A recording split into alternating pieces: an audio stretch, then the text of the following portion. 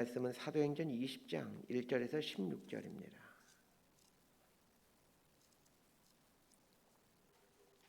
사도행전 20장 1절에서 16절까지 말씀 번갈아 가면서 읽습니다. 제가 먼저 읽겠습니다. 소요가 그침에 바울은 제자들을 불러 고난 후에 작별하고 떠나 마게도냐로 가니라. 그 지방으로 다녀가며 여러 말로 제자들에게 권하고 헬라에 이르러 거기 석 달 동안 있다가 배 타고 수리아로 가고자 할 그때에 유대인들이 자기를 해하려고 공모함으로 마게도냐를 거쳐 돌아가기로 작정하니 아시아까지 함께 가는 자는 베레아 사람 브루의 아들 소바더와 데살로니가 사람 아리스다고와 세군도와 더베 사람 가이오와 및 디모데와 아시아 사람 두기고와 드로비모라. 그들은 먼저 가서 드로아에서 우리를 기다리더라. 우리는 무교절 후에 빌립보에서 배로 떠나 닷새만에 들어와 있는 그들에게 가서 이래를 머무니라. 그 주간의 첫날에 우리가 떡을 때려 하여 모였더니 바울이 이튿날 떠나고자 하여 그들에게 강론할새 말을 밤중까지 계속하며 우리가 모인 윗다락에 등불을 많이 켰는데 유두거라는 청년이 창에 걸터 앉아 있다가 깊이 졸더니 바울이 강론하기를 더 오래 하며 졸음을 이기지 못하여 3층에서 떨어지거늘 일으켜보니 죽었는지라. 바울이 내려가서 그 위에 엎드려 그 몸을 안고 말하되 떠들지 말라, 생명이 그에게 있다 하고 올라가 떡을 떼어 먹고 오랫동안 곧 날이 새기까지 이야기하고 떠나니라. 사람들이 살아난 청년을 데리고 가서 적지 않게 위로를 받았더라. 우리는 앞서 배를 타고 아소에서 바울을 태우려고 그리로 가니 이는 바울이 걸어서 가고자 하여 그렇게 정하여 준 것이라. 바울이 아소에서 우리를 만나니 우리가 배에 태우고 미둘레네로 가서 거기서 떠나 이튿날 기호 앞에 오고 그 이튿날 사무에 들르고 또 그 다음날 밀레도에 이르니라. 바울이 아시아에서 지체하지 않기 위하여 에베소를 지나 배 타고 가기로 작정하였으니 이는 될 수 있는 대로 오순절 안에 예루살렘에 이르려고 급히 가미라라. 아멘. 오늘 본문의 시간적 배경은 바울이 에베소에서 3년간의 사역을 마치고 유럽 지역인 마게도냐와 아가야 지역을 들른 후에 예루살렘으로 돌아가고자 할 때가 오늘 본문의 시간적 배경입니다. 바울의 3차 전도 여행은 기간으로 따지면 약 4년여 기간이 됩니다. 4년의 기간 동안에 무려 3년을 머물렀던 곳이 에베소입니다. 1차, 2차 전도 여행과 마찬가지로 바울의 3차 전도 여행의 출발지는 이 수리아의 안디옥입니다. 자신을 파송한 교회가 안디옥 교회였기에 바울의 전도여행 출발지는 늘 수리아의 안디옥이었습니다.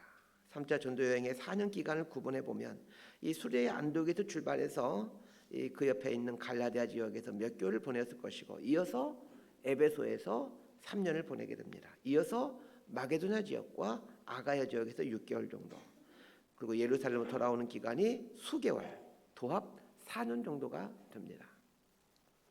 오늘 본문은 3차 전도여행의 대부분을 차지한 이 에베소 사역을 마친 후 유럽 지역인 마게도냐와 아가야 지역으로 가게 되는 때로 3차 전도여행의 막바지 때다라고 이해하시면 될 것 같습니다.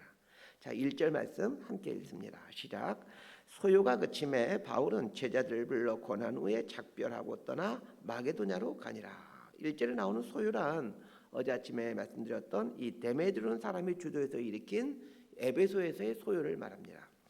바울을 비롯한 그리스도인들의 전도로 말미암아 에베소의 일대 영적인 혁명이 일어나게 되죠. 그러자 아데미 신을 섬기고 있던 사람들은 큰 위기를 느끼게 되고 이 데메드로가 주동자가 되어 그리스도인들을 핍박하고자 많은 그 악행을 저지르게 됩니다. 그리스도인들을 박멸하고자 했던 소요가 잘 마무리되자 그제서 바울은 이제 마게도냐로 떠나고자 합니다. 사도행전에는 바울이 에베소에 있는 동안에 겪었던 환난과 관련하여 데메드리오가 주동자가 되어 일으킨 소요만 언급되어 있지만 이 에베소에 있는 동안에 쓰게 된 고린도전서, 그리고 에베소를 떠나 그 다음에 이르게 되는 마게도냐에 있을 때 쓰게 된 고린도 후서를 보게 되면 바울이 에베소에서 얼마나 많은 환난을 당했는지 알 수 있게 됩니다. 이 고린도 후서 1장 8절을 제가 읽어드립니다. 형제들아, 우리가 아시아에서 당하는 환난을 너희가 모르기를 원하지 아니하노니 힘에 겹도록 심한 고난을 당하여 살 소망까지 끊어지고. 고린도 후서를 쓴 곳은 이 마게도냐라는 곳입니다. 에베소를 떠나서 그 다음 간 곳이 마게도냐죠. 에베소를 떠나 마게도냐에 이른 바울이 고린도 교회에게 이제 편지를 쓰면서 아시아에서 당한 환란이 참으로 심하였다라고 언급하고 있습니다. 여기서 말하는 아시아란 에베소를 말합니다. 바울이 에베소에서 3년간의 사역을 마치고 마게도냐를 가고자 할 때는 기원 후 55년경으로 이때 바울의 나이는 한 50쯤 되었습니다. 당시 평균 수명이 50세 미만이었던 것을 감안한다면 에베소에서 마게도냐로 가고자 할 때의 바울의 나이는 지금식으로 따지면 한 80대 정도의 노인이라고 할 수 있습니다. 에베소는 지금의 터키 중부에 있는 곳이고 마게도냐는 지금의 이제 그 마케도니아라는 나라가 있습니다. 그리스 바로 위에 있는데 그 마케도니아에 속해 있는 곳입니다.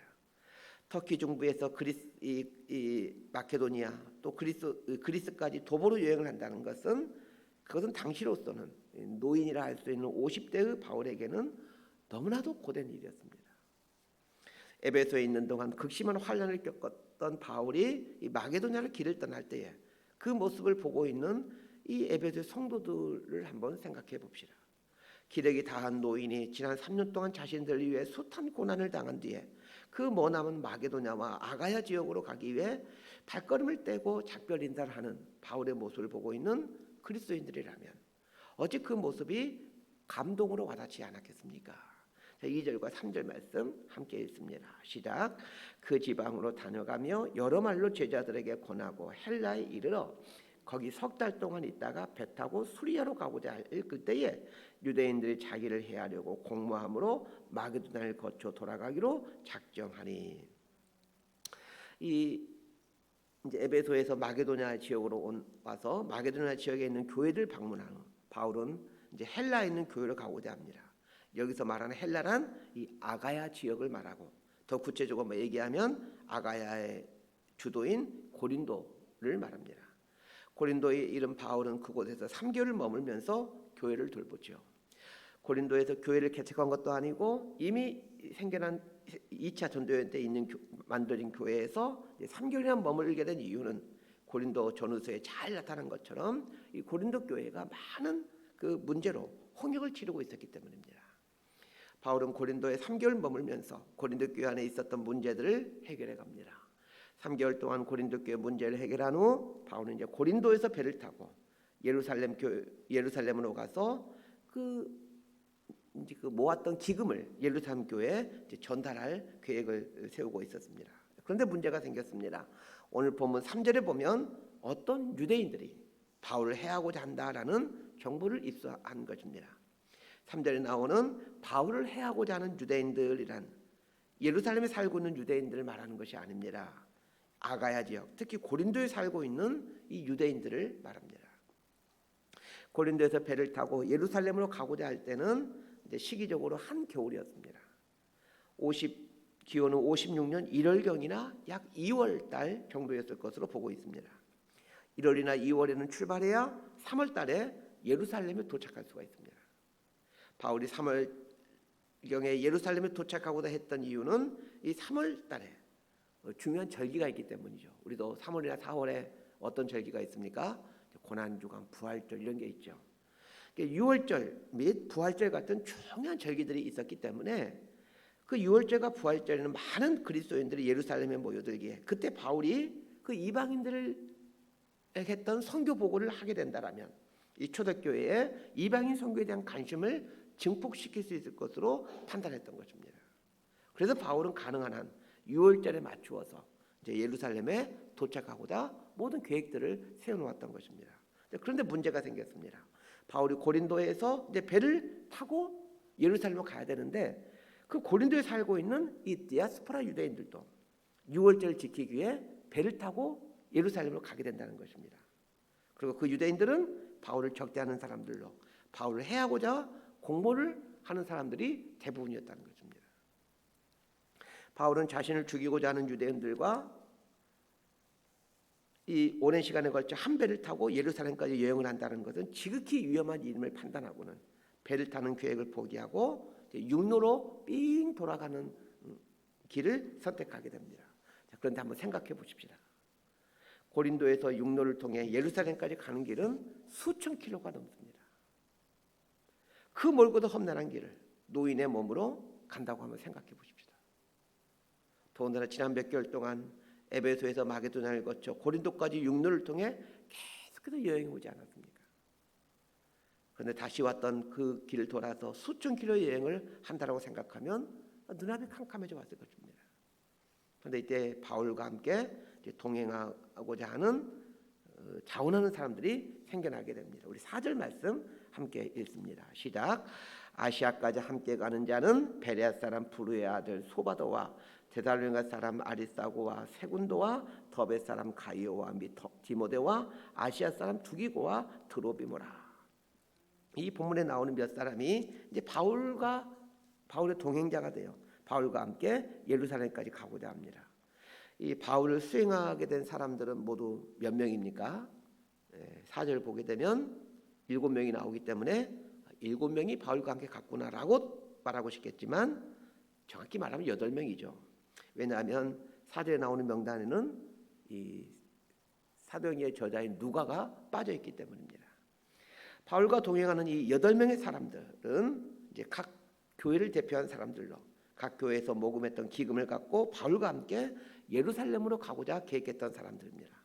그러나 이들이 바울과 동행하고자 하는 또 다른 이유는 이 바울을 해하려고 하는 사람들로부터 바울을 지키기 위한 목적도 있었습니다. 이들 8명은 모두 바울을 통해 예수를 믿고 제자가 된 사람들입니다. 주목해서 보셔야 될 것은 8명이 되는 사람들이 바울을 수행하게 된 때 바울의 나이는 50이 넘은 때로 인생 마지막 때였다는 것과 바울의 마지막 전도 여행이라는 것을 주목하셔야 됩니다. 또한 바울의 인생에서 예루살렘으로 가는 마지막 여행이다라는 걸 기억하면서 이 8명의 사람들이 바울과 동행한 것의 의미를 생각해 봐야 됩니다. 나이든 바울이야 두말할 것 없었겠지만 젊은 사람들도 아시아에서 아가야 지역까지 육로를 통해 왔기에 그들 역시 심신이 지쳐 있는 것은 불보듯 뻔한 일이었습니다. 힘이 드는 것은 두말할 필요가 없습니다. 그러기에 고린도에서 배를 타고 예루살렘으로 가고자 하는 계획이 무산되어서 이제 이 육로를 통해서 수천 킬로를 걸어서 가야 되는 상황이 되었을 때 그들이 느꼈을 그 피로감과 절망감이란 이루 말할 수 없었을 것입니다. 고린도에서 배를 타고 편안히 예루살렘으로 가고자 계획하였으나 바울을 죽이고자 하는 유대인들이 지금 호시탐탐 노리고 있는 그런 상황이었기에 어쩔 수 없이 바울 일행은 육로를 통해서 마게도냐를 거쳐 다시 왔던 길로 빙 돌아가야만 했던 것입니다. 자, 이 상황이 되네 우리가 갖고 있는 성경은 유대인들이 바울을 해하기로 공모함으로 마게도냐를 거쳐 돌아가기로 했다라고 하면서 마치 바울과 그 일행들이 스스로 결정한 것처럼 보이지만 이 베자 사본에서는 이 부분에 성령이 그에게라는 말을 첨가함으로 마게도냐를 거쳐 육로로 삥 돌아가게 하신 분이 성령님이었다는 것을 말해주고 있습니다. 성령님은 종종 우리에게 삥 돌아가게 하는 상황을 허락하심으로 우리를 당황하게 만들곤 합니다. 그러나 하나님께서 사랑하는 당신의 자녀들의 상황을 삥 돌아가게 하시는 것에는 다 이유가 있습니다. 하나님께서 바울 일행에게 고린도에서 배를 타고 가지 못하게 하는 상황을 주심으로 마게도냐를 거쳐 돌아가게 하신 이유가 무엇입니까? 첫 번째로 바울과 동행하는 8명의 사람들은 모두가 각 지역을 대표하는 교회의 지도자들입니다.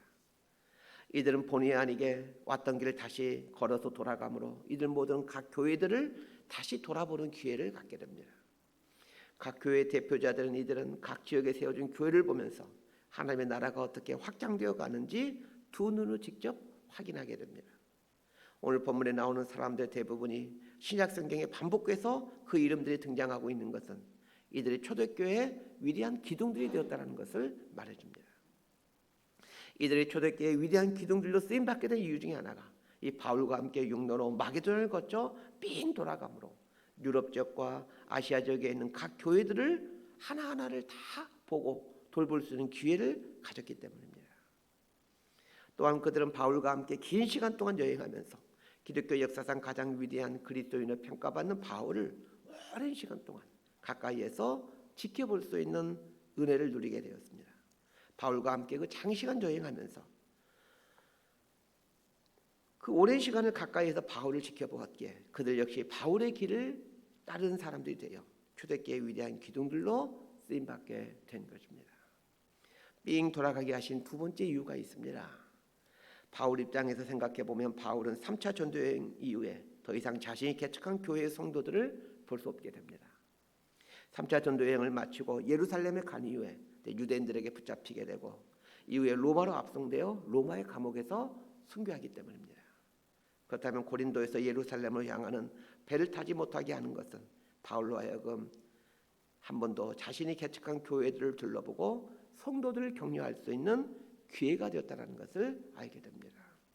또 하나의 이유를 생각해 볼 수 있습니다. 6절에 보면 빌립보에서 무교절을 보냈다라는 기사를 말해주고 있습니다. 이 무교절이란 유월절과 같은 절기를 말하는 것이고 무교절을 보냈다라는 말은 3일 후에 있는 부활절도 같이 보냈다라는 뜻입니다. 바울은 예루살렘에서 유월절과 부활절을 보내고자 계획했었죠. 그러나 자신을 해하고자 하는 유대인들로 인해 마게도냐를 거쳐 삥 돌아서 육로로 걸어서 가야 했으므로 예루살렘에서 유월절과 부활절은 보낼 수가 없었습니다.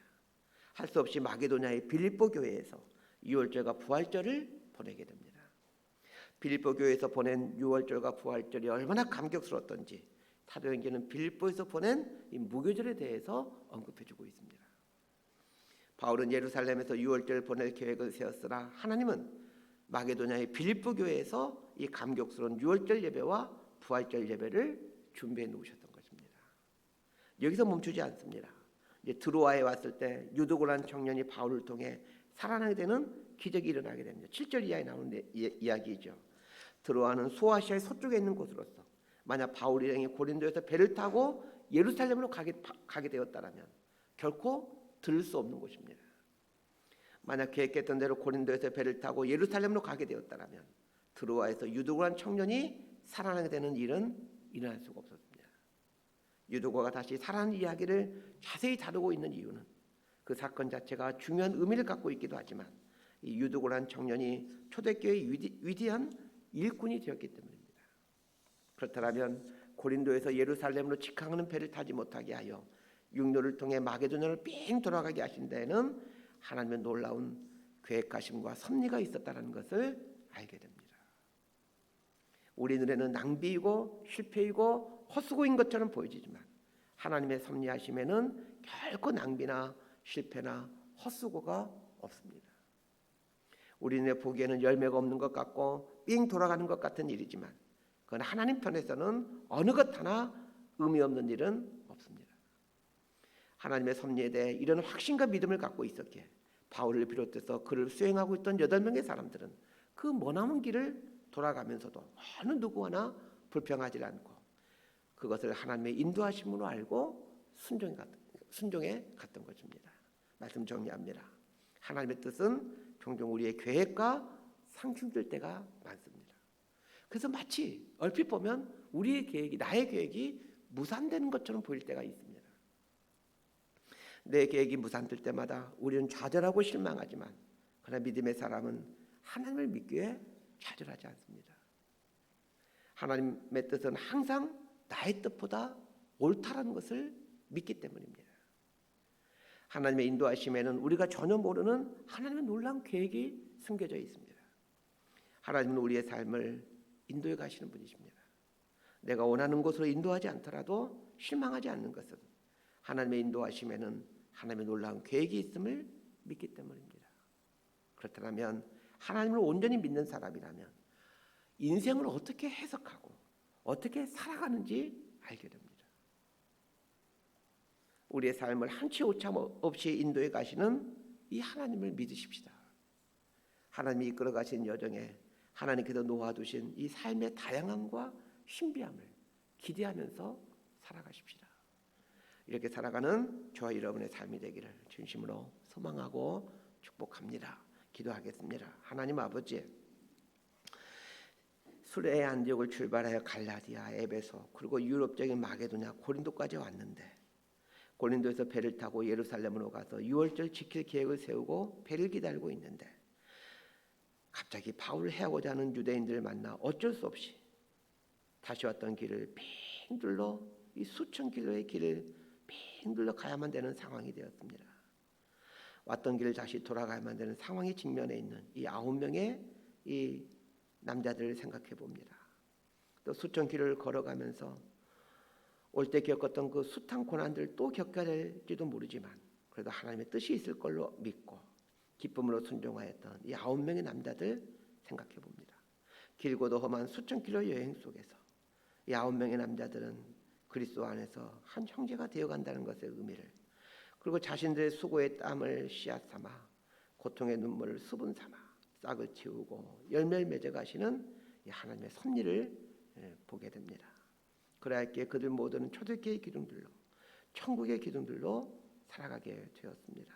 주님, 우리도 우리 삶에 닥치는 원치 않는 일들 앞에서 삥 돌아가야 되는 절망스러운 상황 앞에서 이들처럼 이렇게 생각할 줄 알고, 이들처럼 이렇게 행동할 줄 알고, 이들처럼 이렇게 소망해 갈 수 있는 믿음의 삶을 살아갈 수 있도록 우리 삶을 붙들어 주옵소서.